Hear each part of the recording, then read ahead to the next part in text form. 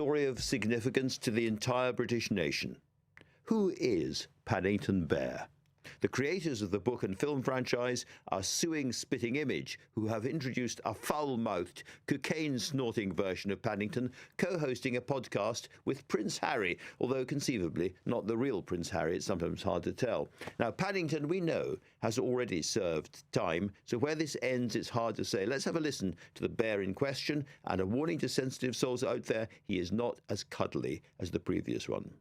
Now I'm officially at war with Studio C Anal. I have to look at the part.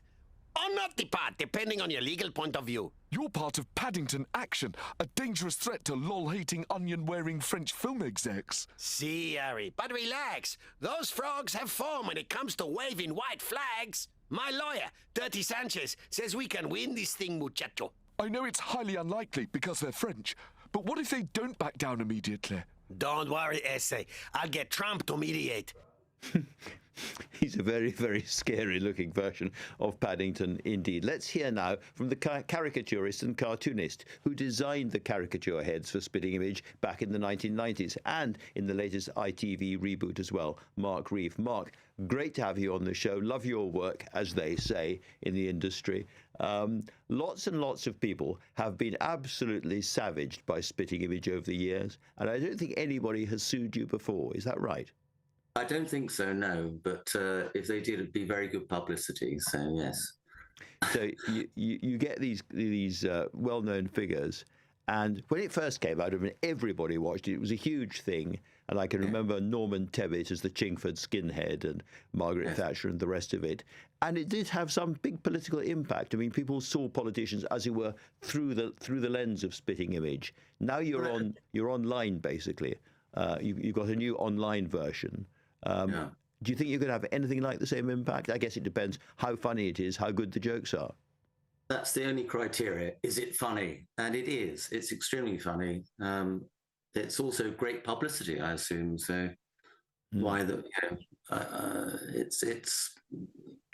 But you know, taking pot shots at our royal family, that's one thing. But taking pot shots at Paddington Bear, isn't that going a little bit too far? I don't know. I mean, is it really going to affect the brand that much? I assume there are age controls on the YouTube channels. So. No, I was just really thinking that Paddington Bear is the kind of, alongside Judi Dench and David Attenborough, is probably the ultimate kind of national icon. No wonder this is getting onto front pages of newspapers as a story.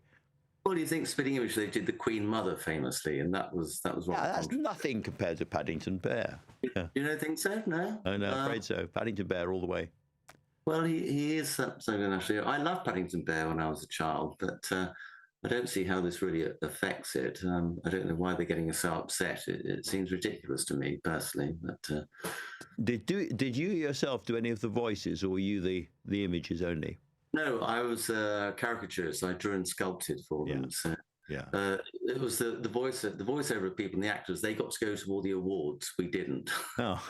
They called us the risk monkeys. The risk monkeys. But presumably also, lots of people wanted their Spitting Image statues at home. Well, Roger, I remember Roger Law talking about this because when he came to sell off a load of them years ago, people didn't realize that the latex and the way they were painted, they tend to age very badly.